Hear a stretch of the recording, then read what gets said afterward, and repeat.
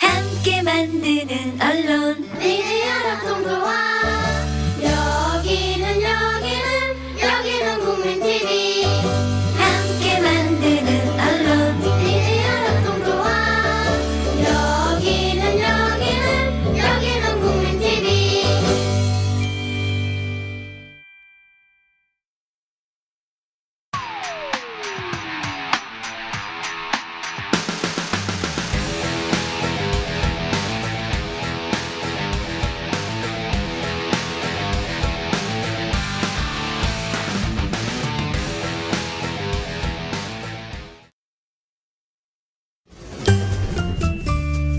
귀로만 듣던 국민TV의 팟캐스트를 이제 보이는 라디오로 시작합니다. 국민TV 광고를 모집합니다. 조합원과 비조합원 여러분, 자신이 속해 있는 기업과 사업체, 그리고 알리고 싶은 모든 것들 다 좋습니다. 광고를 원하시는 분은 신청해주세요. 홈페이지 kukmin.tv, 국민.tv 또는 지역번호 02-3144-0933번으로 연락주세요.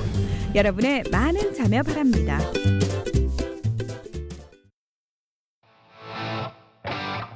네, 청취자 여러분들 안녕하십니까? 그리고 시청자 여러분들 안녕하십니까?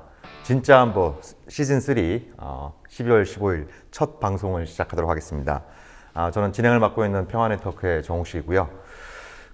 지난번에 말씀드린 것처럼 우리 김종대 정의당 국방개혁기획단장께서는 선거 출마 관계로 잠시 이 방송을 좀 떠나서 본인 입으로 살아서 돌아오겠다라고 약속을 하셨으니까 그 약속을 굳게 믿고 일단 시즌3 이끌어 가도록 하겠습니다. 그래서 이제 시즌3를 맞이해서 바꾸는 김에 확 바꿔보자 라는 생각이 들어서 이제 좀 진짜 시즌3 좀 새로운 포맷으로 여러분들을 좀 찾아뵙게 되었는데요.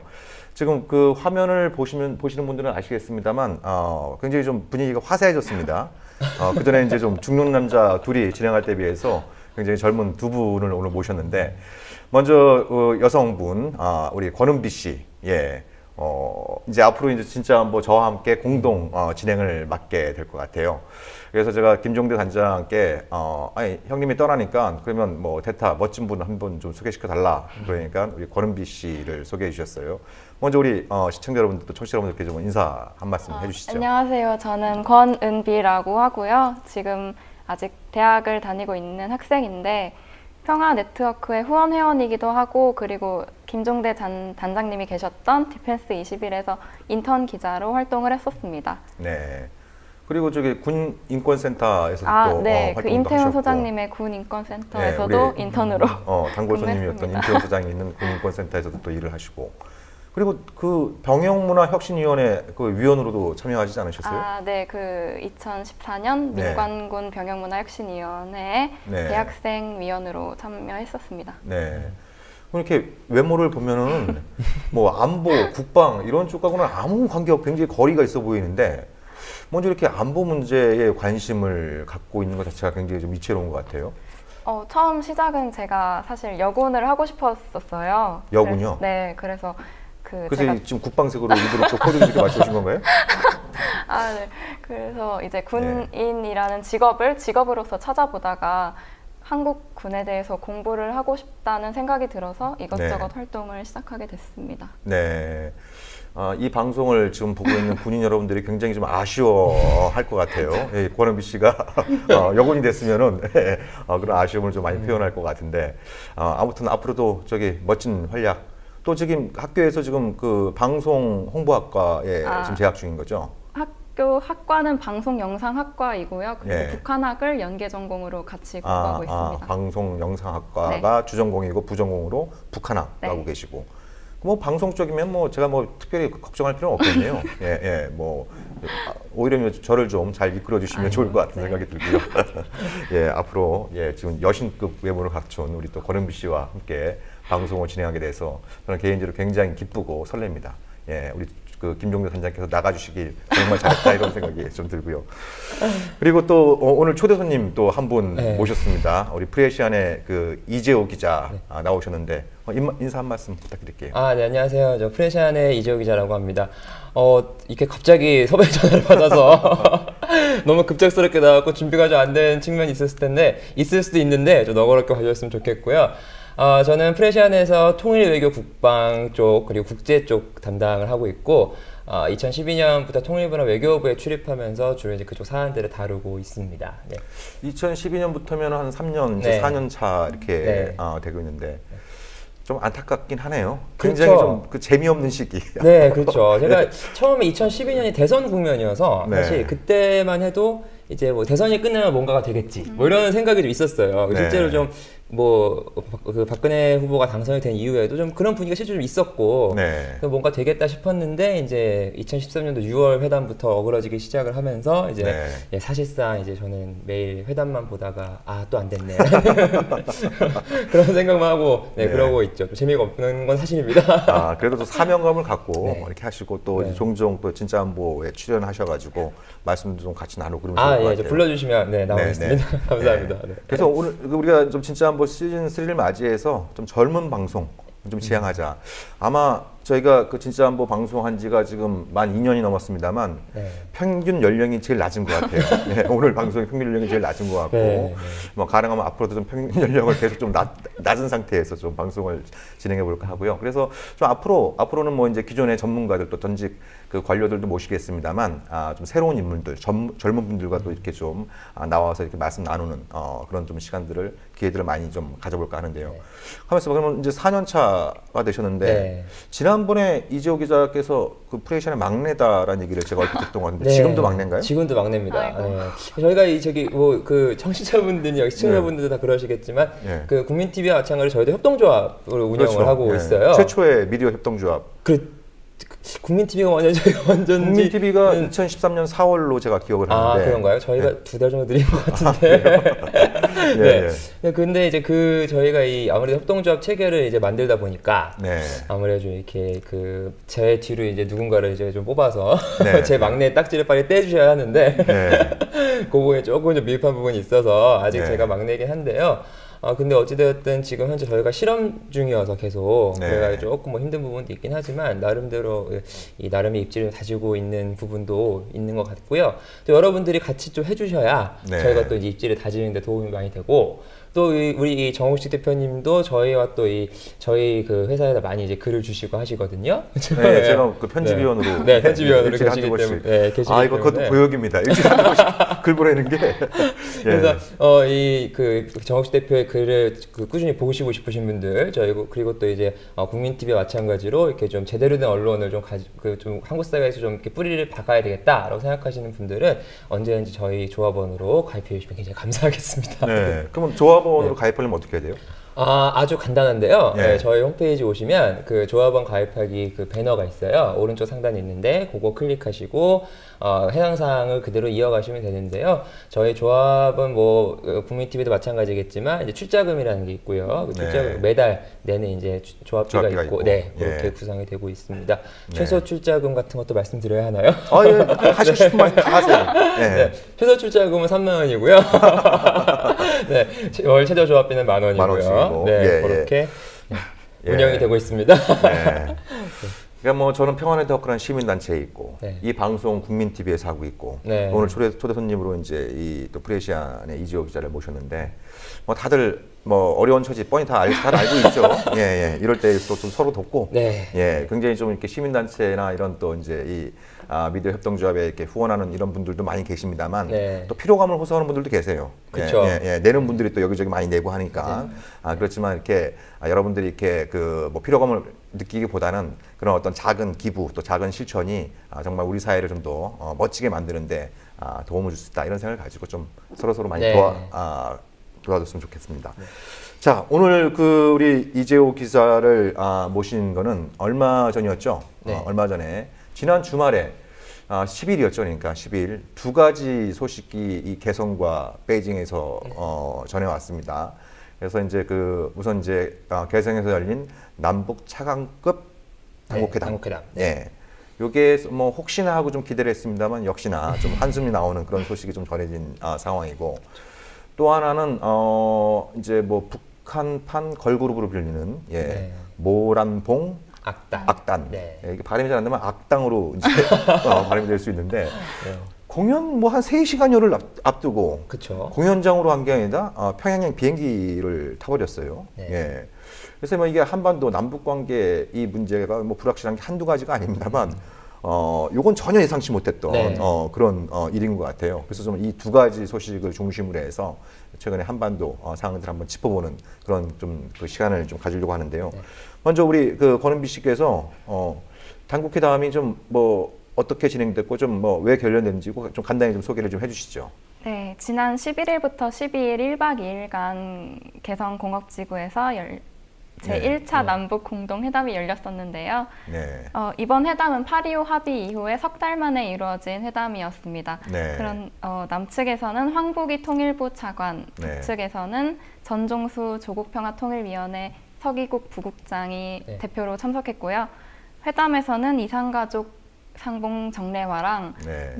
금강산 관광 재개가 논의될 예정이었습니다. 네. 네. 그런데 남북이 서로 접점을 찾지 못했고 아쉽게도 차기 회담 일정조차 잡지 네. 못한 채 결렬되었다고 합니다. 그러니까 합의문은 고사하고 다음 회담 일정도 네. 잡지 못한, 그러니까 그렇죠. 뭐 결렬이라고 표현할 수 있는 이런 어떤 상황인데요.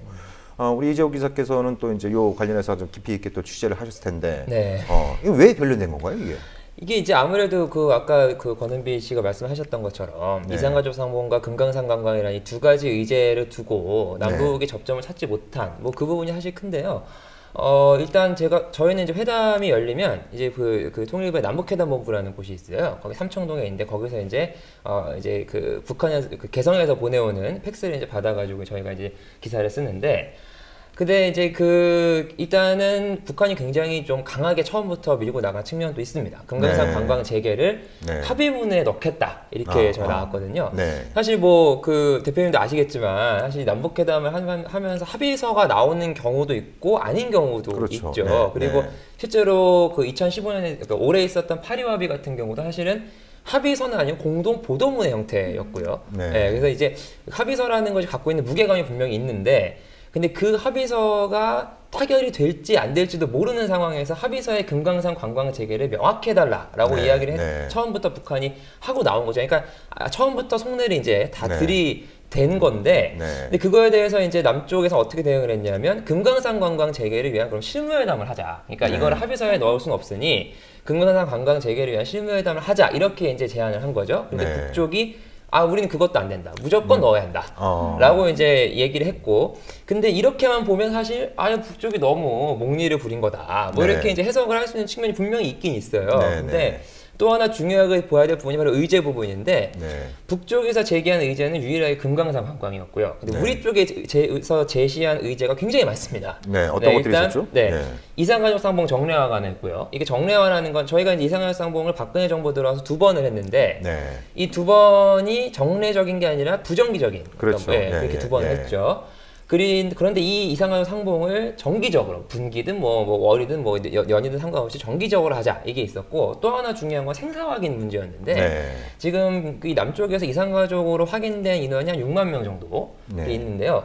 이 6만 명의 전부 생사 확인을 하자는 거였고요. 그리고 서신 교환을 하자, 그러니까 편지 네, 교환을 네. 하자. 이 중요한 세 가지 건이 하나의 이산가족 상봉 카테고리를 묶였고, 또 하나의 문제가 박근혜 대통령이 아주 열심히 말씀하시고 다니신 네. DMZ 세계 생태 평화공원이라는 게 있어요. 네, 네. 이 부분 제기를 했고요. 네. 또 개성공단의 3통 문제가 있는데요. 네. 이 3통 문제는 통행, 통신, 통관 세 네. 가지 문제. 그렇죠. 개성공단에서 통행을 자유롭게 하고 통신을 자유롭게 하고 그리고 통관, 그러니까 세관 절차 그렇죠. 네. 자유롭게 하자. 간소화하고. 네, 간소화하고. 그 문제 있었고요. 또 지난해 3월 28일에 박근혜 대통령이 드레스덴에서 선언했던 3대 통로 민생, 그다음에 문화, 환경 요 네. 3대 통로로 남북관계 열어가자 그 의제.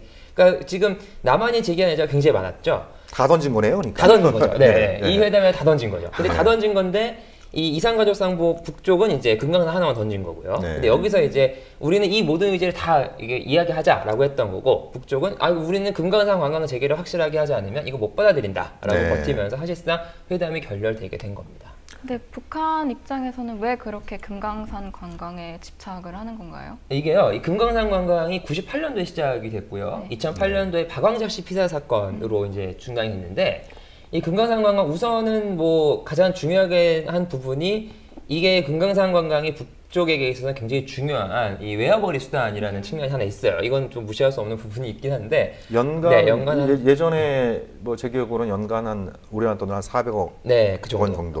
그 정도가 관광 대금으로. 그렇죠. 그리고 현금으로 들어가는 그런 측면이 또 있죠.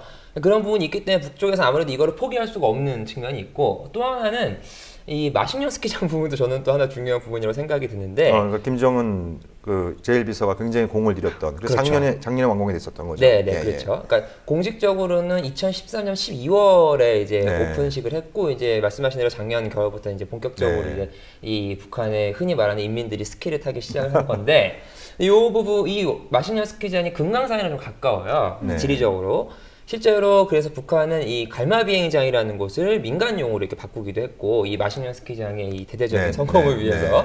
그러다 보니까 아무래도 금강산 관광까지 같이 연계를 시키면 시너지 효과가 날 수 있는 그런 측면이 또 북쪽에 어느 정도 있는 것도 사실이고요.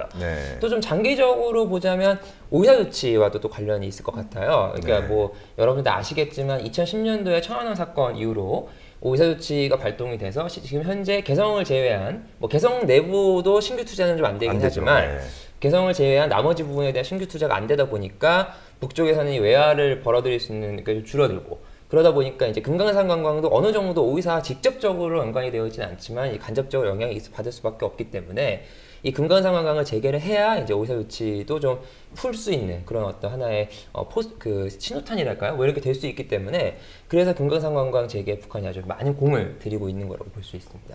네. 그러면은 그 어떠셔요? 그러니까 이제 뭐 통일부를 비롯한 이제 정부 당국자들도 많이 좀 그 취재를 하셨을 텐데. 그러니까 이제 남측에서는 그러면 실무회담을 통해서 금강산 관광 재개 문제를 둘러싼 실무회담을 통해서 하자. 이런 어떤 얘기 자체가 정말 그 남측 정부에서 금강산 관광을 좀 재개할 의지를 갖고 있느냐, 그런 의사를 갖고 있느냐, 그게 좀 중요한 것 같아요. 그런 어떤 의사를 갖고 있다고 한다면 북에서도 뭐 실무회담을 통해서 여러 가지 이제 좀 뭐 남측에서 제기하는 여러 가지 문제들도 해결 가능한 부분을 해결하면서 이제 갈 수 있었을 텐데, 전반적으로 제가 받은 느낌은 북측에선 남측의 금강산 관광 재개할 의지가 없다. 그래서 실무회담이고 뭐고 간에 해봐야 소용이 없다. 이런 식으로 좀 이렇게 좀 토라진 게 아닌가 이런 느낌이 드는데, 뭐 정부 당국자들 좀 취재하면서 좀 어떤 느낌을 받으셨어요? 저는 일단은 그 대표님 지적하셨던 부분에 사실 상당 부분 좀 공감을 하는 측면이 있는 것이, 저희가 좀 일단 정부 당국자분들 얘기는 잠깐 접어두고 역사적인 측면을 봐도 좀 그런데 2010년도에 실제로 2월에 금강산과 개성관광을 위한 실무회담 열리지 않았습니까? 그때 열렸는데 그때 결렬됐거든요. 그때 우리 정부가, 그러니까 남쪽 정부가 이야기하는 거는 이 박완장 씨 피살 사건 같은 이 박완장 씨 피살 사건에 대한 진상 규명을 우선 해야 한다. 그리고 이 사건이 다시는 일어나지 않기 위해서 재발 방지를 위한 제도적인 장치를 마련해야 한다. 이런 부분을 중요하게 생각을 했고, 그런 부분을 문서로 이제 합의를 해야 한다라고 이야기를 했죠. 근데 이제 북쪽 입장은 김정일 위원장이 그 실제로 사업을 하고 있는 현정의 현대회장을 만나서 구두로 약속을 했는데 그거를 왜 우리가 문서로 다시 해야 하냐라는 이제 입장을 하면서 결국은 결렬이 되지 않았습니까? 그거를 보면 실무회담을 하자는 것이 어떻게 보면 북쪽 입장에서는 얘들이 우리한테 이산가족 상고만 따먹고 금강산은 안 하려는 거구나 라는 식으로 이제 비춰질 수 있는 측면 하나가 있고요. 그리고 실제로 제가 지금 통일부를 수립하고 있어서 이게 좀 약간 정부 당국자의 한계가 있는데 이 청취자분들이나 시청자분들이나 뭐 다 아시겠지만 이 박근혜 정부가 굉장히 청와대 중심으로 움직이고 있어요. 실제로. 그래서 부처가 결정할 수 있는 분이 굉장히 적습니다. 그건 사실이고.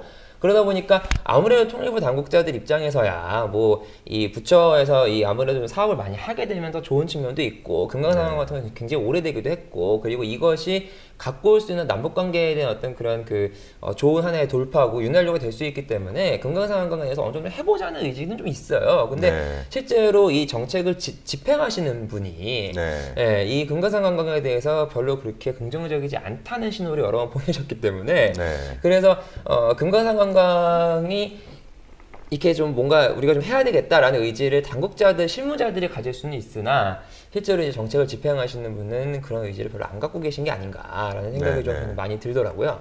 그 말씀 들어보니까 그 이명박 대통령께서 선견 지명이 있으셨네요.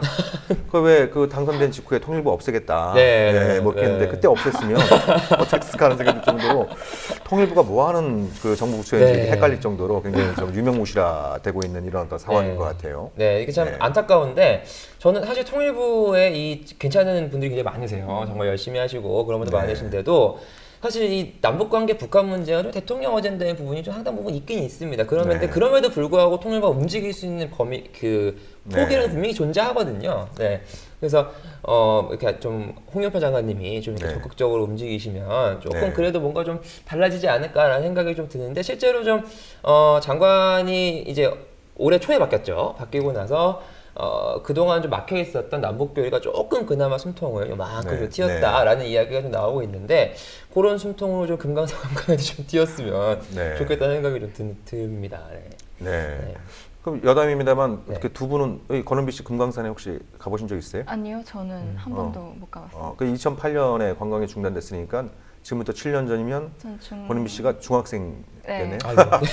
그러시구나. 고1 여기서 대강 나이가 그러네요. 아, 예, 제가 별로 젊지 않은 느낌이 막 드는데요. 예. 이재호 기자는 저는 올해 예. 이상가족 상봉 때, 네. 그때 예. 이제 예. 풀 취재 기자로 갔다 예, 왔었습니다. 예, 네. 예. 제가 2003년하고 2005년, 2008년 이렇게 세 번 네. 가본 적이 있었는데 아무튼 그 금강산에 갔을 때 겨울에 갔을 때 그 노천탕에서 금강산 산자를 보고 이게 뜨거운 물에 다 몸을 담고 있었던 그 기억이 좀 아련히 떠오르고 어제 마신 술이 좀 안 깼는데 뭐 그 생각이 나니까 더더욱 좀 이렇게 그 네. 금강산 온천이 좀 간절히 생각납니다만 예전에는 뭐 금강산뿐만 아니다 뭐 개성, 평양 또 뭐 좀 더 이렇게 그 노력하면 북한의 다른 지역들도 비교적 마음만 먹으면 자유롭게 갈 수 있었죠. 네. 근데 그 문이 닫힌 지가 벌써 이제 7년, 8년 이렇게 돼버리니까 어디 가서 뭐 예를 들어서 대학생들이나 이렇게 뭐 강연 자리에서 북한 갔다 왔다는 얘기하면 학생들이 깜짝깜짝 놀랍니다. 북한을 갈 수 있었어요? 그쵸. 예. 그러니까 이게 불과 몇 년 사이에 이렇게 남북 관계가 참 굉장히 많이 달라졌다 이런 느낌도 이렇게 많이 좀 받는 것 같아요. 제 친구 중에 한 명은 제가 금강산에 이제 이상가족 상봉 때문에 취재를 간다고 하니까 예. 그 저희가 이제 금강산 그 이상가족 상봉을 가면 그 가족들이 그 전날에 속초에다 모이거든요. 네. 저희도 이제 그 가족들을 취재하러 속초에 이제 딱 결집을 해요. 직결을 해요. 그 속초에 이제 밤에 이제 가족들이 취재를 하고 이제 한숨 돌리고 있는데 갑자기 그 저기 메신저가 오더라고요. 뭐 네. 무슨 톡 그걸로. 네. 그래갖고 그 메신저가 오더니 안전하게 다녀오라며. 그래서 아니 나는 그냥 전쟁 나가는 것도 아니고 잠입 취재를 하는 것도 아닌데 왜 안전하게 괜찮다 걱정하지 않아도 된다는데 근데 그 친구가 그렇다고 무슨 뭐 타도 북한 이렇게 네. 외치는 친구도 아니고 나름 이렇게 좀 이 북한에 대해서 좀 관심도 있고 그리고 이제 사회적인 문제에 관심도 있는 친구인데도 네. 북한은 그렇게 바라보고 있더라고요. 그래서 그런 걸 보고 이게 참 이 8년 동안의 이 시간이 정말 너무 우리 이 남한의 국민들을 북한과 너무 멀어지게 한 거 아닌가라는 생각이 네. 많이 들더라고요. 네. 그러니까 맨날 뭐 종편이라는 데 보면은 북한이 금강산 관광에 뭐 집착하는 게 첫 번째는 돈, 네. 두 번째는 여차하면 그 관광객들을 인질로 잡겠다. 네. 이런 얘기 막 하니까 사람들이 그거 보고 뭐 금강산에 기자가 가도 저렇게 신변 안정이 제대로 보장될까? 이게 살아서 돌아오긴 하는 걸까? 뭐 이런 이제 이 걱정이 갖는 경우들도 있습니다만 네. 그런 어떤 좀 뭐 이번에 회담 결렬이 그 자체도 문제입니다만 이런 어떤 종편을 비롯한 이 보수 언론들이 너무 이렇게 한쪽으로만 이렇게 보도를 몰아가면서 그렇죠. 어떤 이 북한에 대해서 좀 그릇된 이런 생각들을 국민들한테 좀 심어주는 또 이런 또 계기가 되는 것 같아서 굉장히 좀 안타까운 것 같아요. 네. 예. 실제로 금강산 다녀와 보니까 정말 좋더라고요. 그러니까 네. 그냥 저는 이상가족 상봉이라서 정말 바빴거든요. 바빴음에도 불구하고 중간중간 언뜻 잠깐 짬이 날 때 이제 경치를 걸어보면 정말 아름답고 여기로 한번 부모님 모시고 오면 되게 괜찮겠다. 네. 제가 아직 싱글이라 그런 생각밖에 못하지만 싱글이다고 네. 얘기하면서 옆에 보고 그러세요. 네. 그래서 그래가지고 좀 이렇게 이런 아무래도 그런 관광을 많이 가게 되면 네. 말씀하셨던 그런 어떤 북한에 대한 어떤 그런 반대하는 정서도 조금 줄어들 수도 있고 그리고 또 네. 그런 걸 통해서 서로를 또 이해하는 계기가 될 수도 있고 그리고 또 우리가 또 좋은 그 관광지를 옆에 두고 이렇게 굳이 이렇게 먼 해외를 갈 필요도 없지 않을까 이런 생각이 네. 들고 네. 여러 가지로 참 금강산관광 빨리 재개됐으면 좋겠다라는 생각이 좀 많이 들더라고요. 네, 금강산 관광 재개되면 우리 진짜 한번 방송을 금강산에서 한번 하자고요. 예. 그렇게 저도 하면 좋을 초대해 것 주시면 같아요. 네, 관광 대금은 스스로 준비하시고. 네. 예. 그리고 그 이제 남북 그 차관급 회담이 이제 임박했을 때, 네. 그러니까 많은 사람들이 이렇게 생각한 것 중에 하나가 좀 의아해하는 부분 중에 하나가 의심하는 부분이 그런 게 있죠. 미국이 반대해서 그런 거 아니냐. 근데 실제로 그 남북 차관급 회담을 앞두고 그렇죠. 미국에서 이제 그 북한의 전략 로켓군, 그러니까 핵과 미사일을 주로 담당하는 이런 어떤 전략 부서에 대해서 를 비롯한 북한의 몇 개 부처와 이 개인들에 대해서 제재를 네. 발표하지 않았습니까? 네. 이런 어떤 시그널 자체가 우리 허락 없이 금강산 관광 재개발하지 마라. 뭐 이렇게 해석하는 분들도 계신데 네, 네. 실제로 그 이조 기자가 보시기에도 좀 미국의 그런 입장들을 좀 박근혜 정부가 좀 이렇게 좀 많이 좀 눈치를 보는 것 같습니까?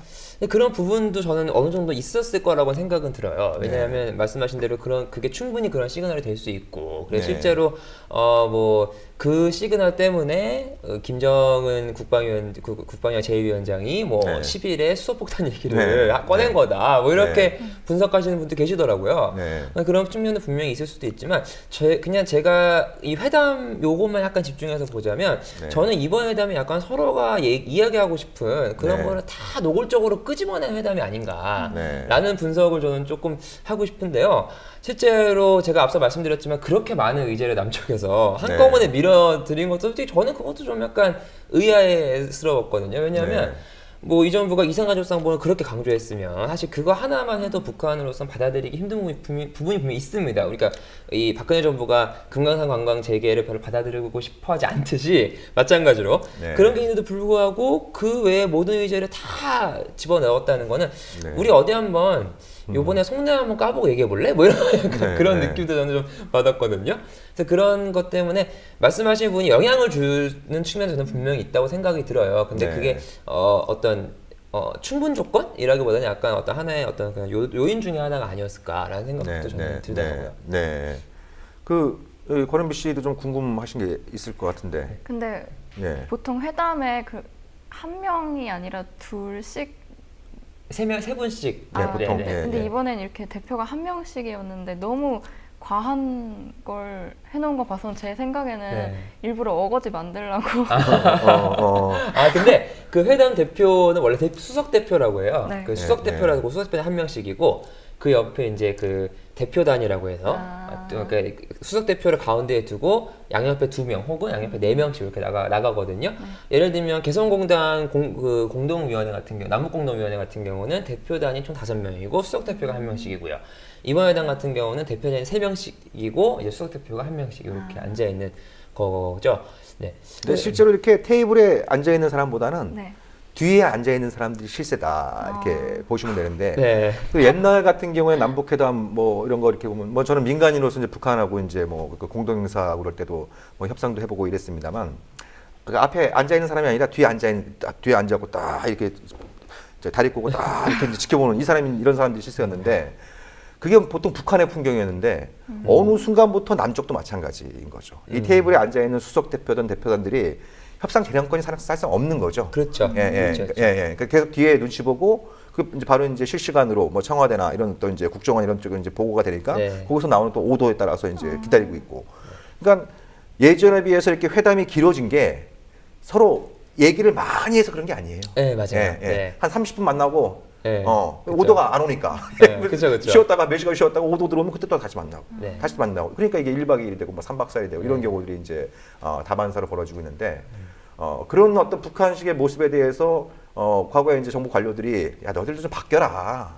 어느 정도 이렇게 협상 재량권을 갖고 와야지 왜 자꾸 뒤에 눈치나 보고 평양에서 나오는 오도만 기다리고 있고 이래갖고 무슨 실질적인 회담이 되겠냐 이런 식 비판이 많았는데 지금 남한도 똑같이 되고 있어요. 맞아요. 똑같이 되고 있는 이런 어떤 상황에서 그래서 이게 뭐 싸우면서 닮아간다고 맨날 뭐 손가락으로 북한 뭐 막 욕하면서 북한을 닮아가는 게 한두 가지가 아닌 그렇죠. 이런 그렇죠. 상황들도 벌어지는 것 같아요. 네, 실제로 이번 회담 같은 경우도 말씀하셨다시피 10시 오전에 시작을 했어요. 시작을 하고 이제 한 30분 만나고 그리고 이제 오후에 만나야 되거든요. 만나야 되는데 이제 오후에 저희가 아무리 기다려도 이제 연락이 없는 거예요. 만났다는 연락이.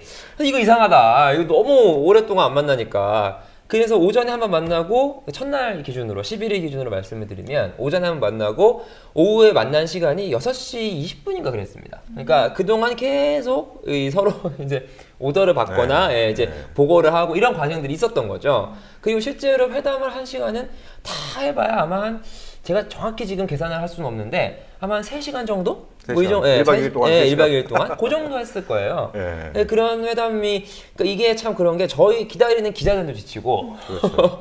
당국 기자들도 지치고 이게 누구를 위한 대체 네. 이런 소모전이라는 생각이 좀 들긴 하죠. 네. 아니, 청와대에 계신 분이 오더 하나 내리고 또 뭐 방에 들어가셨다 안 나오시고 그러면 그러니까요. 뭐 하세요 아, 기다려야 돼 진짜. 이런 분들인데 그래서 제가 작년이었나 이제 금강산 관광 재개를 기원하는 자전거 대행진에 참가를 네. 해서 제가 딸내미를 뒤에 태우고 진부령을 넘어서 강원도 고성까지 간 적이 있었거든요. 아이고 건강하시네요. 예, 이 진짜 한보를 진행하려면 건강해야 돼요. 예. 근데 고성에 가보니까 너무 마음이 아픈 거예요. 예. 그렇죠. 예, 그러니까 이제 남북한 사이 처음에는 이제 배 타고 금강산 다니다가 이제 육로가 뚫리면서 이제 육로 관광이 시작되면서 그 지역 주민들이 그 기대감에 부풀어서 뭐 식당도 많이 하고 여러 가지 상점도 많이 열고 이제 지역 상권이 살아난다고 막 이렇게 이제 기대에 부풀어서 굉장히 많은 투자를 했는데 거의 다 망했습니다 이제. 네. 예, 아주 을씨년스러울 정도로 예, 이 굉장히 좀 안타까운 모습을 봤는데. 그러니까 뭐 그런 말이 있지 않습니까? 때린 주먹이 아프다고. 이 금강산 관광 문제만 보더라도 때린 주먹이 더 아픈 거예요. 그러니까 북한이 뭐 연간 관광 대금으로 벌어들인 게 뭐 한 400억 정도라고 하고 지금 7년 동안 중단되면서 뭐 한 뭐 3천억 원 정도 손실을 봤다면 남한은 거기 뭐 그 투자한 현대화산을 비롯한 여러 가지 이제 투자한 기업들 그리고 그 이제 이 고성을 중심으로 한 이 강원도의 경제권에 미친 영향들 다 합치면 한 1조 5천억 원? 네, 네. 한 5배 정도의 손실이 크다는 얘기가 있지 않습니까? 네. 예, 예. 그러니까 이제 북한에 대해서 이제 제재를 일종의 제재를 가한 건데 남쪽이 더 피해를 보고 있는.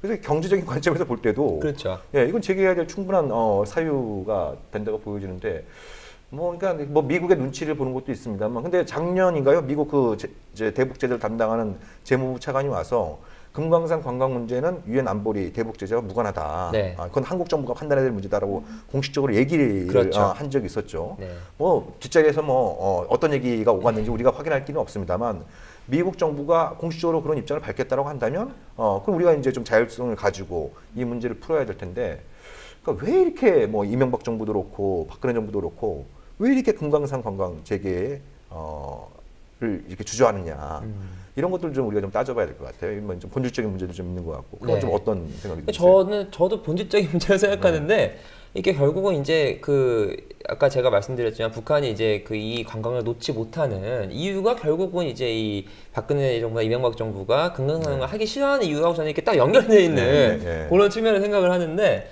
그러니까 이게 일종의 달러 박스라고 생각을 하는 거죠. 네. 거기에 돈 들어가는. 근데 이게 중요한 건 돈이 들어가는 게 문제가 아니라 이 돈이 들어가서 어디로 가냐. 이거는 이제 좀 이쪽 분들이 너무 네. 과도하게 생각을 하시는 측면이 있는 거죠. 이게 무슨 네. 뭐 핵이라거나 미사일 개발에 들어간다. 뭐 이런 식의 생각을 하시니까. 네. 근데 사실 뭐 우리 대표님이 저희 이제 프레시안에 글을 주시기도 하셨지만 사실 이 돈이 핵이랑 미사일로 들어간다는 것이 사실 근거가 별로 없거든요. 왜냐하면 꼬리표가 달린 것도 아니고 그렇죠, 그렇죠. 네, 네. 글 주신 거에도 나와 있지만 실제로 98년부터 2008년까지 금강산 관광을 했을 때 북한이 핵실험을 한 번 했죠. 2006년에. 네, 그렇죠. 근데 이 관광이 끊어지고 나서 지금까지 2번을 했습니다. 2009년과 네, 2013년에 2번을 했어요. 그렇게 네. 따지면 관광을 안 했을 때 오히려 북한이 이 핵실험이나 로켓 발사를 더 한다라고 볼 수도 있는 거거든요. 그렇죠. 그러니까 네. 뭐 물론 그게 다 인과관계가 있는 거 아니지만 어찌되었든 금강산 관광 재개라는 걸 통해서 한반도 정세가 좋아지면 북한이 핵실험이나 로켓 발사를 덜 하게 되는데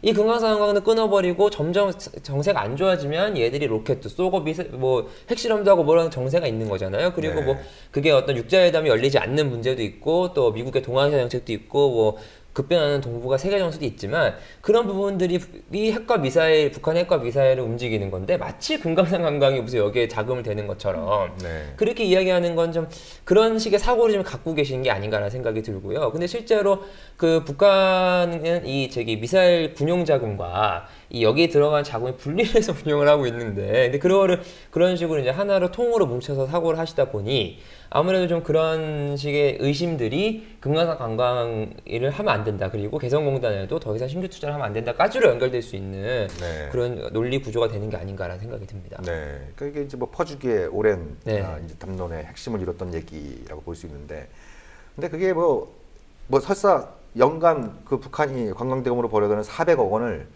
전액 다 핵과 미사일 개발에 쓴다고 하더라도 세 발의 피입니다. 그렇죠. 그러니까 그렇죠. 정부는 북한이 연간 핵과 미사일 개발에 한 10억 달러, 10억 달러 정도 쓴다라고 우리나라 돈 한 1조 원 정도 1조 원. 되는 거죠. 그러면 그 400억이면 뭐 몇 프로 안 되는 거잖아요. 2.5%밖에 안 그렇죠. 되는, 네, 이렇게 되는 부분인데, 그런 걸 근거로 해서 뭐 자꾸 뭐 금강산 관광 재개를 좀 주저하는 건 좀 납득하기 힘든 문제가 있고, 네.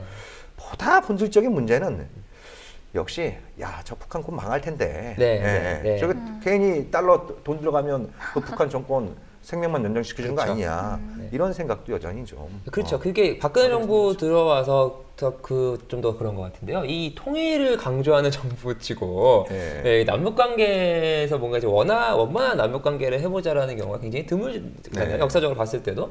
그게 통일준비위원회가 뭐 평화 통일을 위한 거다. 뭐 이렇게 우리가 뒤에 통일을 위해서 이제 뭔가를 이렇게 지금보다 천천히 준비해 보는 거다라고 이제 말씀들을 하시긴 하는데, 근데 이제 그게 통일준비위원회에서 정말 그렇게 생각하실지는 모르겠지만, 네. 박근혜 대통령 입장에서는 그 부분보다는 말씀하셨던 그런 북한 붕괴라거나 아니면 갑작스럽게 올 수 있다는 어떤 그런 부분을 좀 더 생각하는 게 아닌가라는 의심이 좀 드는 것이, 뭐 지금은 저기 사임하셨지만 네. 그 현경대 그 민주평통 수석 부의장님 같은 경우는 뭐 실제로 이제 최근에 8월에도 그런 비슷한 발언을 네. 하신 적이 있거든요.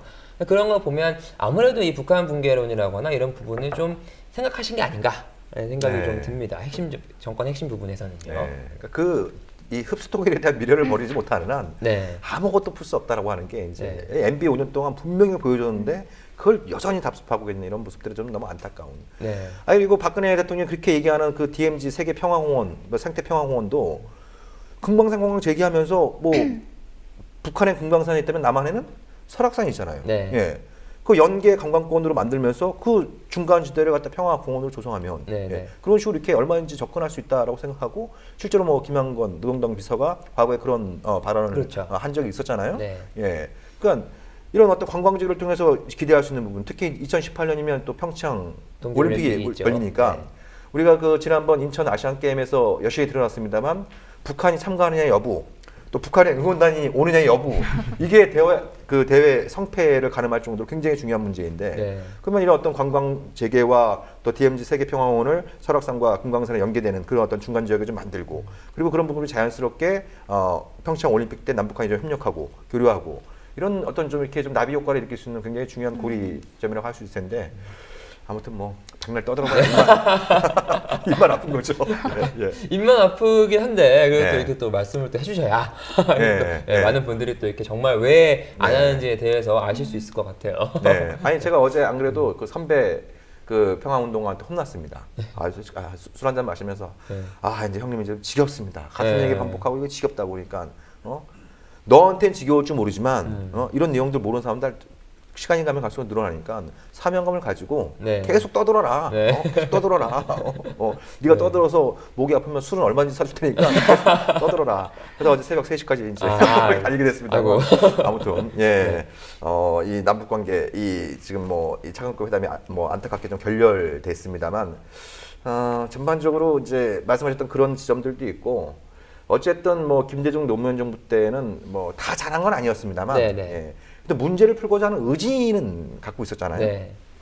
근데 MB 때도 그렇고, 특히 이제 박근혜 정부는 더 그런 이제 모습들이 많이 나타납니다만, 문제를 풀려고 하는 게 아니라 문제를 이용하려고 하는데 더 관심을 갖다 보니까 너무 좀 안타까운 생각이 들고, 그리고 뭐 최근에 뭐 우리 진짜안보에서 다룰 주제는 아니겠습니다만, 그런 정부 여당이 하는 것도 한심이 푹푹 나오는데, 좀 야권은 거의 지금 내전 상태에 돌입하고 있는 이런 어떤 상황이어서, 이 한반도 문제, 이 남북 간의 관계 문제도 있고, 주변 국가들의 이해관계 문제도 있고, 굉장히 복잡한 이런 문제입니다만, 가면 갈수록 문제는 한국 정치에 있다. 국내 정치에 있다. 이게 오히려 더 이제 이 한반도 문제 전체를 규정하는 핵심적인 문제가 되고 있다. 이런 느낌이 좀 많이 드는 것 같아요. 네. 예. 자, 그리고 또 하나의 소식. 예, 모란봉 악단. 네. 모란봉. 예. 그 베이징에서 무슨 일이 있었는지 우리 권은비 씨가 좀 소개를 좀 해주시죠. 네, 북한판 아이돌 걸그룹이라고 할 수 있죠. 모란봉 악단이. 은비 씨는 그 표현에 동의하세요? 그 저기 사진이나 화면을 저는 보셨을 거 아니에요? 학교 북한학 수업에서 그 모란봉 악단이 공연하는 걸 되게 자주 틀어주세요. 아, 근데 그래요? 보면은 그 멤버가 정해져 있잖아요. 근데 유독 되게 아름다우신 몇 분이 있더라고요. 그래서 진짜 이쁘긴 이쁘다 이런 생각을 하긴 했어요. 질투심도 좀 나고요. 아니 정말 그 어떤 북한 매력, 네, 북한 여성의 매력이 느껴지는 게 있더라고요. 네.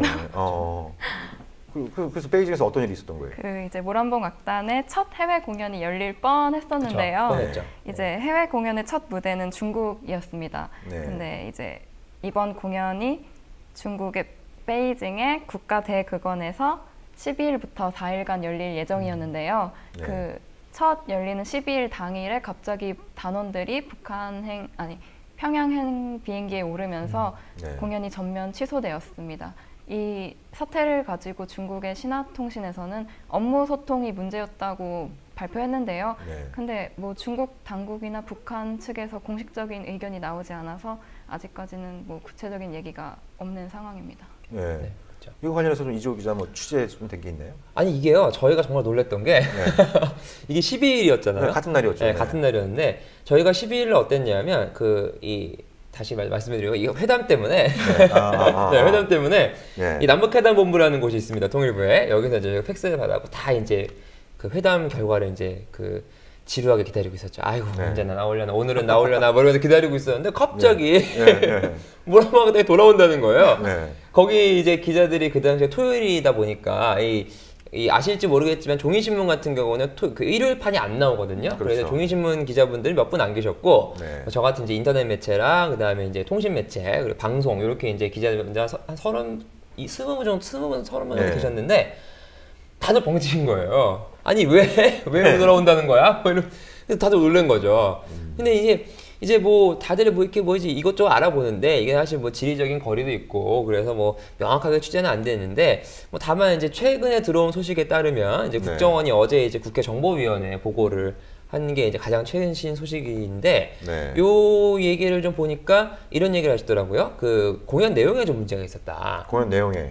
이제 그러니까 국정원에서 보고한 내용은 공연 내용 중에 이제 북한의 핵과 미사일을 찬양하는 게 좀 있었고 김정은 국방위원장을 너무 이렇게 띄우는 게 있었다. 그게 이제 중국 입장에서 사실 김정은 국방위원장을 띄우는 것보다는 이 핵과 미사일 문제 때문에 좀 이게 왜냐하면 중국 입장에서는 지금 북한의 핵과 미사일이 썩 달갑진 않은 상황인데 그거를 찬양하는 공연이 베이징 한복판에서 거의 4일 동안 열린다는 거에 대해서 좀 부담스러웠을 거다. 그래서 그거를 조정하는 과정에서 그래서 이제 중국이 이 내용을 좀 빼라라고 이야기를 했고 북한이 싫다 하면서 요걸 이제 그 줄다리기 하는 과정에서 그런 과정에서 이제 그 북한이 이제 짐을 싸고 북한으로 돌아간 거다. dim장이 삐친 거네요. 그렇죠. 그렇게 이제 분석을 하시는데 저는 요 국정원의 분석도 뭐 나름 일리는 있다고 생각을 하는데 조금 좀 의문이 드는 부분은 이 북한 이 모란봉 악단이 출발할 때요 김기남 비서가 손을 흔들어 줬거든요. 그러니까 북한 권력설 5위 정도 그렇죠. 되는. 이분이 기차를 타고 이제 모란봉 악단이 가는데 그 기차를 이렇게 손을 흔들어 줬단 말이죠. 그럼 이 얘기는 이 모란봉 악단 공연이 단순한 공연이 아니라는 뜻이라고 저는 해석을 했거든요. 어느 정도 이게 북한과 중국 사이에 뭐 옛날에 미국이랑 뭐 중국이 핑퐁 외교를 했던 것처럼 이 뭐 음악 외교라고 해야 하나요? 뭐 그런 식의 어떤 나름 정치적인 무게를 갖고 있는 사안인데 이런 사안의 공연인데 공연 내용을 사전에 협의를 하지 않았을까? 라는 생각이 저는 좀 들더라고요. 그렇죠. 그러니까 납득이 안 가는 게 그래서 뭐 그 중국의 민간 회사에서 초청한 것도 아니고 중국 정부에서 초청한 거고 그리고 공연도 비공개로 중국 정부 관료들만 물론 이제 뭐 거기서도 이제 뭐 거기도 자본주의화가 많이 됐으니까 이제 뭐 안포 거래하면서 이제 몰래 들어가고 뭐 이렇게도 하겠습니다만 아무튼 그랬는데 공연 내용이 조정이 안 돼서 돌아갔다. 좀 선뜻 납득하기 힘든. 근데 이게요, 그 제 생각에는 그렇게 들어가는 것 같아요. 그러니까 이 김정은 위원장이 수소폭탄 이야기를 하니까 그거와 맞물려서 제 추측인데 중국이 좀 급하게 그거 좀 빼라 이런 식으로 이야기하지 않았을까. 뭐 그 정도면 좀 어느 정도. 그거 말 되는 것 같네요. 그러니까 그 정도면 12월 10일이었나요? 네, 10일이 김정은이 그 혁명 유적지에 그 현장 시찰 갔다가 뭐 할아버지의 이 총대 사상, 그렇죠. 덕분에 이제 뭐 나라의 자주권과 뭐 안보를 지킬 수 있는 핵탄, 수소탄을 갖게 되어 뭐 강력한 핵보유국이 되었다. 뭐 이런 네. 식의 이제 발언을 했었고, 그 바로 다음 날인가 중국 외교부에서 네. 정세에 도움되지 않는 발언을 좀 자제해달라. 그렇죠. 그러니까 예를 들어서 뭐 북한이 어떤 뭐 도발적인 행동을 했거나. 네. 북한의 어떤 그 국가기관, 예를 들면 외무성이나 국방위원회가 입장을 밝힌 거에 대해서 중국 정부가 그런 입장을 내놓은 사례들은 많이 있지만 네. 북한의 최고 지도자가 발언한 거에 대해서 중국 외교부 대변인이 거기에 대해서 네. 얘기를 한 건 제가 알기로는 처음이 아니었나 네, 네. 싶어요. 네. 예. 그래서 그 중국 외교부 대변인이 이야기한 지점도 또 그것도 네. 굉장히 어떻게 보면 네. 중국이 세게 얘기를 한 걸 수도 있는 네. 것이 네. 외교부 대변인이 공식적으로 이야기하는 건 시진핑 주석의 의중이 들어갔다고 해석할 수밖에 없는 부분인데 그렇죠. 네. 그래서 그렇기 때문에 이 공연 내용에 대해서 이게 문화적인 거긴 하지만 이 네. 공연 내용이 실제로는 굉장히 정치적으로 이 네. 세게 부딪힌 부분이었다라고 해석을 할 수도 있는 부분도 저는 그런 여지도 있다라는 생각이 좀 들더라고요. 네, 수소폭탄 얘기를 하셨는데 그게 뭔지 좀 네. 자세하게 말씀해 주시면. 수소폭탄이요? 네. 핵을 말하는 건가요?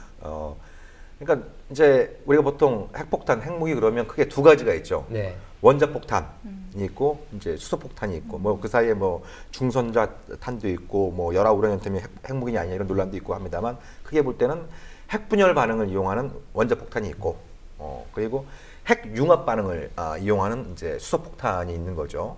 근데 이 원자폭탄에 비해서 수소폭탄은 동일한 질량의 무기가 파괴력이 원자폭탄보다 100배 정도에 달하고 현대식 수소폭탄은 한 방이면 한 20메가톤 정도니까 이게 20메가톤이면 예전에 그 히로시마 나가사키에 떨어진 거에 비해서 한 1000배 정도의 히로시마 나가사키에 떨어져도 단 한 발씩 떨어졌는데도 한 10만 명이 넘는 사람들이 그렇죠. 목숨을 잃을 정도였는데 이게 뭐 1000배가 더 그 위력이 강력하다고 한다면 이거 뭐 한 방이면 끝나는 거죠. 이런 부분들인데 근데 이것이 이제 보통 수소폭탄은 원자폭탄을 개발한 다음에 수소폭탄의 기폭장치 핵융합 반응을 일으키는 기폭장치로 원자폭탄을 사용을 하게 되거든요. 그래서 대체로 다른 핵보유국들 보면은 짧게는 중국 같은 경우는 한 2년여 만에 그러니까 원자폭탄 실험을 하고 한 2년여 만에 이제 수소폭탄 개발에 성공했고 다른 핵보유국들도 대체로 한 3년에서 5년 정도 이렇게 됐는데 북한을 보면은 북한이 2006년 10월 달에 처음으로 핵실험을 했고 네. 지금 한 9년여 지난 시점이기 때문에 시간적으로는 가능성이 있는데 근데 문제는 뭐냐면 이 수소폭탄을 만들려면 굉장히 그 고압 또 이제 그 고온을 이제 그런 어떤 산중수소나 이제 중수소 이런 물질들을 다뤄야 되는데 이걸 다루는 어떤 장비 자체가 굉장히 비쌉니다. 그리고 이 자체가 굉장히 좀 안정적으로 컨트롤하는 이 제어하는 어떤 이 기술 자체가 상당히 좀 고급 기술이고 또 이 과정에서 또 이제 굉장히 좀 큰 사고가 발생할 수 있기 때문에 북한이 그런 자금과 기술력이 있느냐 여기에 대해서는 좀 이견들이 존재하는 거죠. 그래서 수소폭탄 왜 우리가 인공태양 그러잖아요. 인공태양. 그러니까 태양이 그 핵융합 반응을 갖고 있는 거잖아요. 그래서 같은 원리입니다. 그래서 원자폭탄은 뭐 지구 그 태양의 그 표면에 해당되는 온도가 이제 이 지구상에 만들어진다고 한다면 수소폭탄은 태양 자체를 갖다 놓은 거라 보시면 돼요. 그런 어마어마한 그런 차이가 있는 상황인데, 근데 저는 아무튼 그 김정은의 그 발언을 보면서 뭐 그건 뭐 유감스러운 부분이겠습니다만, 그건 좀 그 뭐랄까 국내용 성격이 좀 짙었던 게 아닌가 그런 생각이 좀 들어요. 그러니까 그렇죠. 뭐 이걸 길게 말씀드릴 수 있는 성격의 문제는 아니겠습니다만, 아무튼 김정은의 머릿속에는 자기가 좀 북한의 마오쩌둥, 덩샤오핑이 되겠다라는 이런 생각을 좀 갖고 있는 것 같고, 실제로 덩샤오핑 같은 경우에도 개혁 개방을 본격적으로 추진하기에 앞서서 굉장히 많이 얘기했던 게 양탄 일성이었어요. 그러니까 마오쩌둥 주석 덕분에 이제 중국이 원자폭탄과 수소폭탄 그리고 인공위성을 갖게 돼서 중국이 이제 안보 문제를 해결하고 본격적으로 이제 경제 발전에 나설 수 있게 되었다. 이런 부분들이 그 김정은이 말하는 병진 노선과 굉장히 흡사한 논리 구조를 갖고 있기 때문에 이번에 이제 수소폭탄 발언은 그런 어떤 이제 내년 5월 그 이제 36년 만에 열리는 당 대회를 앞두고 어떤 자기가 좀 더 이제 병진 노선에 박차를 가하고 그걸 좀 더 공식화함으로써 김정은 시대를 본격적으로 열겠다. 그리고 그 방향은 어떤 경제 발전을 앞세운 개혁 개방, 북한식의 개혁 개방을 추진하는 이런 어떤 과정에서 나온 발언이 아니었나 싶은데 네. 이게 미묘한 어떤 이제 아무튼 이게 그렇죠. 핑퐁 뭐 왔다 갔다 이렇게 하면서 이제 이 모란봉 악단이 철수까지 이어진 이런 부분들이 있었던 것 같아요. 네. 예. 아니 뭐 제가 그 얘기 들어보니 그 평가하시는 분들 중에는 그런 말씀 하시는 분들 계시더라고요. 이거 약간 농담성인데 네. 아니 그게 그렇게 문제가 될 발언이라고 생각을 하면 국제적으로 네. 아무리 대내용이라고 해도 네. 이 노동신문이 좀 걸러야 됐던 거 아니냐. 네, 그런 정도 발언은 충분히 걸을 수 있는 거 아니냐. 이런 얘기를 하시는 분도 계시더라고요. 네. 근데 뭐 거기서 뭐 그 김정은의 한마디 한마디를 갖다 보도로 안 했다가 또 목이 날아갈 수도 있으니까. 네, 그러니까. 예. 아무튼 그런데 우리 그 권은비 씨는 학교 수업에서 그럼 학교 수업에서 그 모란봉 악당의 그 공연 모습은 뭐 핵이나 미사일, 뭐 그 김정은 찬양하는 이런 것들은 싹 빼고 나오나요? 아니요, 다 나오죠. 다 나와요? 뭐 예를 들면 그 아리랑 공연에서도 그런 네, 내용들이 네. 등장하잖아요. 그쵸. 그런 네. 것도 보여주시고 네. 뭐 영화에서도 뭐 성군 정치에 관련된 내용이 다 나오는데 그런 것도 보여주시고. 네. 그 저기 본 소감은 좀 어땠어요? 잘하는 일단 것 같아요? 그건 실력은 제가 네. 평가할 수는 없을 것 같고 그 네.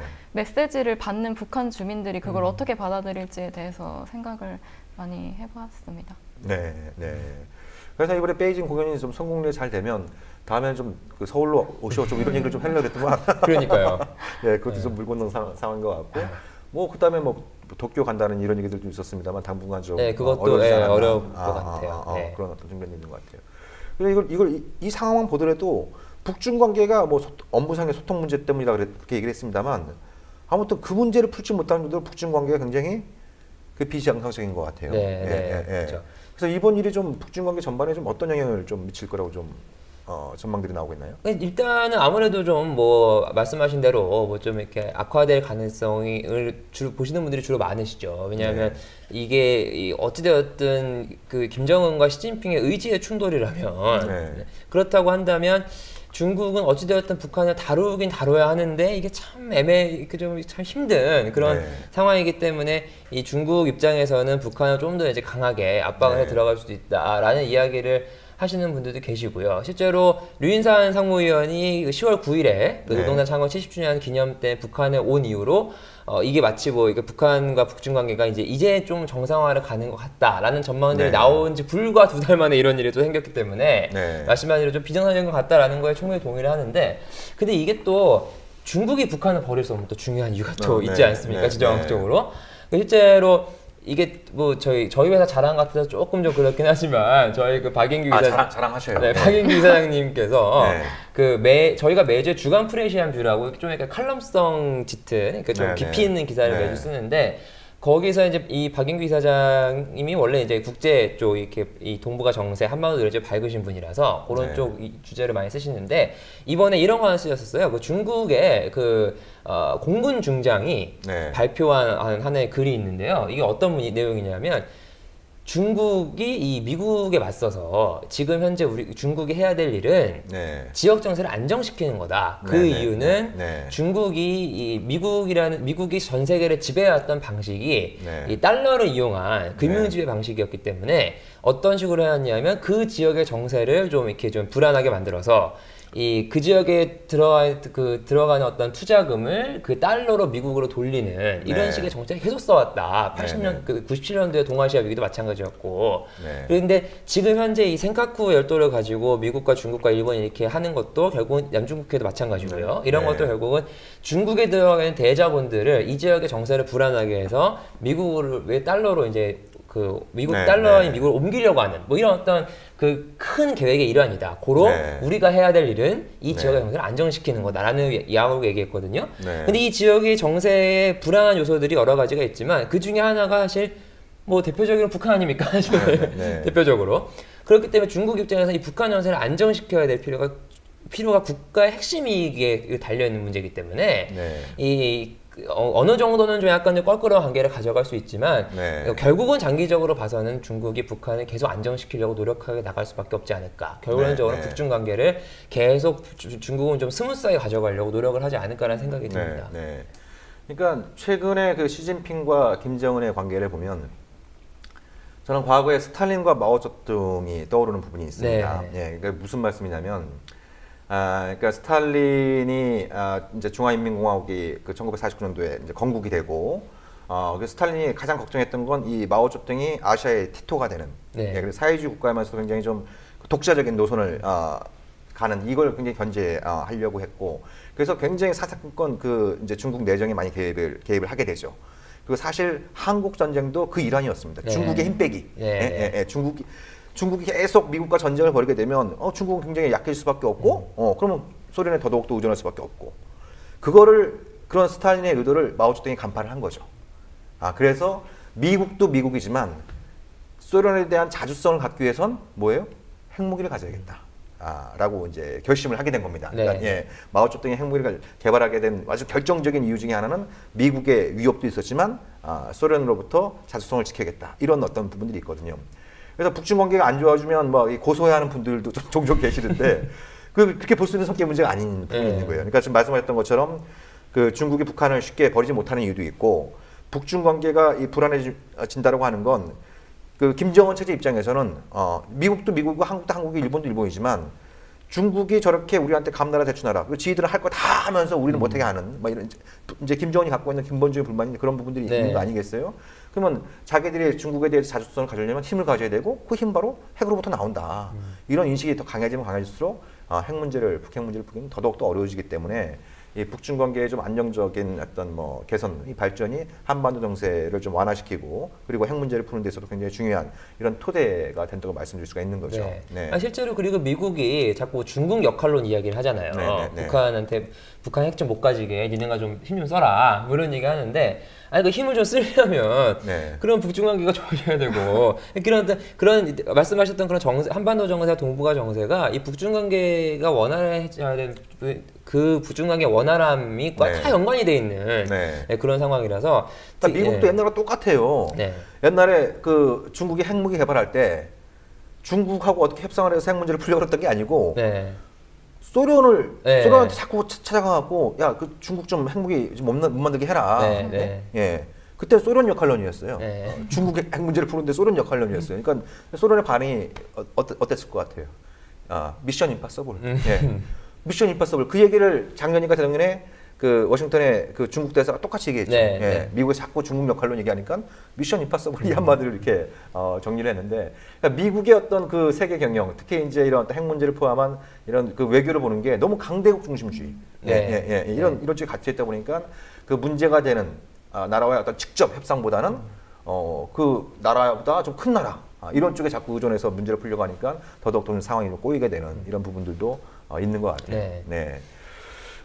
해서 아무튼 남북 그 장관급 회담도 결렬이 됐고, 어떻게 좀 정부에서는 회담을 앞으로 제의할 이런 어떤 의사가 있다는 얘기가 좀 나오나요? 근데 올해 안으로는 안 할 것 같고요.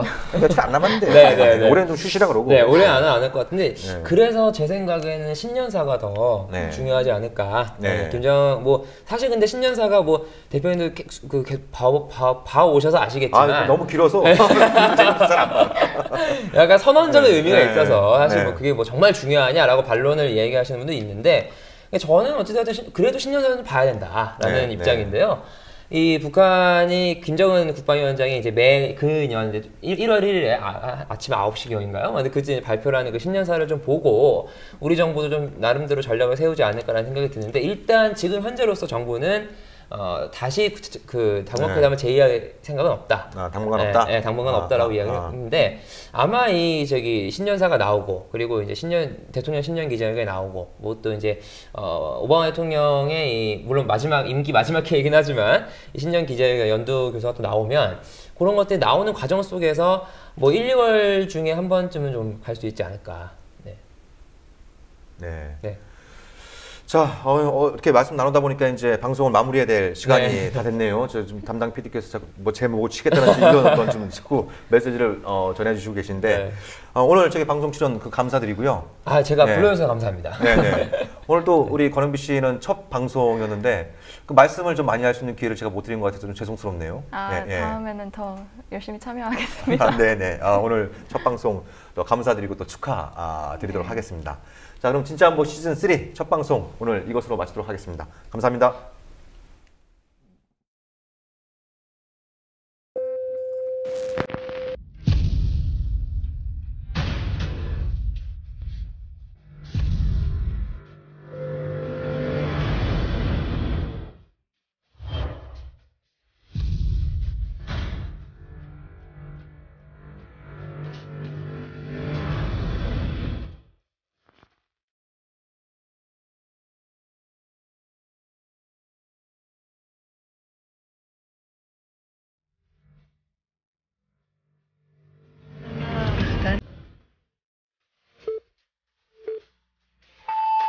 전두환 대통령은 오늘 민정당 창당 기념 박근혜 대통령이 오늘 네덜란드로 떠났습니다.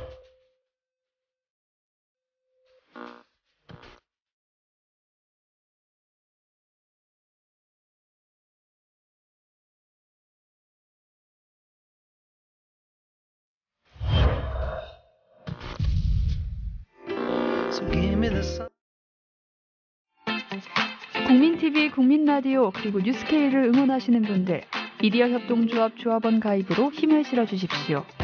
그리고 기존 조합원 분들은 월조합비 납부 신청을 해주시면 감사하겠습니다. 조합원 가입과 월조합비 납부 신청 문의는 홈페이지 국민.tv 또는 서울전화 3144-7737로 연락주시면 됩니다.